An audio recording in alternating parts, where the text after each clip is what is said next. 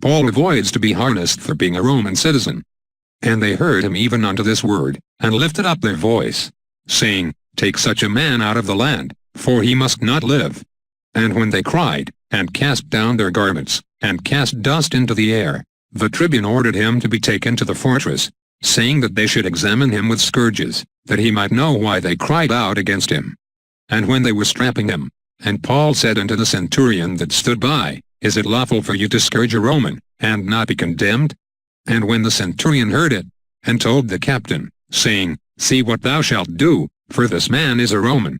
And the chief captain came and said unto him, Tell me, art thou a Roman? And he said, Yes. And the captain answered, I with a large sum of money have attained this citizen's right. Paul said, But I am by birth. And straightway they departed from him that were to examine him. And even the tribune was afraid when he knew that he was a Roman, since he had bound him.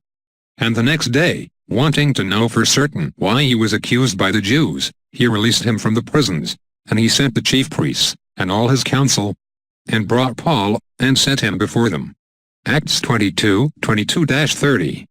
Dear brothers, Paul was in prison, and ending his speech before the crowd, the captain of the guard asked him to take Paul to the maximum prison because the Jews kept shouting and saying, Take this man from the earth, because he does not convene that he lives. And tying Paul, the captain said to whip him, to confess everything they were accusing him of. Paul told the commander, Is it possible to whip a Roman citizen without first being tried? And hearing this, the captain said to the centurion, Look there what you will do, for this man is a Roman citizen. And the commander said, To purchase the Roman citizenship, I had to pay a high price, and you? Paul responds, I am born Roman citizen.